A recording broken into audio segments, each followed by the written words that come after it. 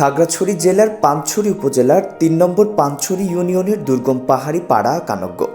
পাহাড়ের কোলে গড়ে ওঠা এই জনপদের এক সাধারণ নারী আজ হয়ে উঠেছেন আত্মনির্ভরতার এক অনন্য উদাহরণ। তার নাম মায়াবতী চাকমা। ২০১৬ সালে স্বামী কৃপাময় চাকমার অকাল মৃত্যুতে মুহূর্তেই বদলে যায় মায়াবতীর জীবন। ৫ সদস্যের সংসার, নেই স্থায়ী কোনো আয়ের উৎস। স্বামীহারা জীবনের সেই কঠিন সময়ে পাশে দাঁড়ানোর মতো কোনো প্রতিষ্ঠান কিংবা সরকারি সহায়তাও মেলেনি। দিশেহারা হলেও ভেঙে পড়েননি তিনি।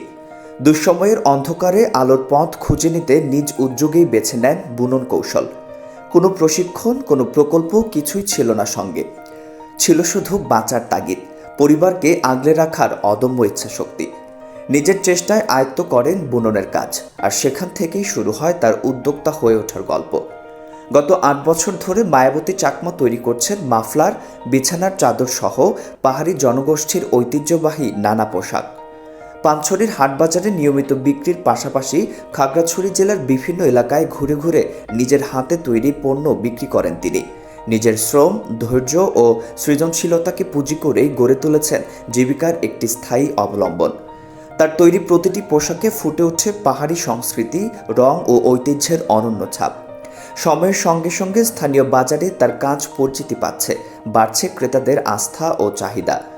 দীর্ঘ প্রায় ১ দশক সংগ্রাম করেও এখনো কোনো সরকারি সহায়তা না পেলেও থেমে নেই মায়াবতী চাকমা। এইটা বিক্রি করি ২০০ টাকা, ২৫০ টাকা দৈনিক ২টা। তারপরে লাভ হয় হতো ৩২ বা ৪০ টিয়া বা ৩০ টিয়া, এটা হলো লাভ হয় নাই। তারপরে নারিকুল গাছ আছে, এটাও বিক্রি করি, সংসার চালাই আমরা। আর স্বামী নাই, ১৬ সালত মারা গেছে, ১৬ সালত।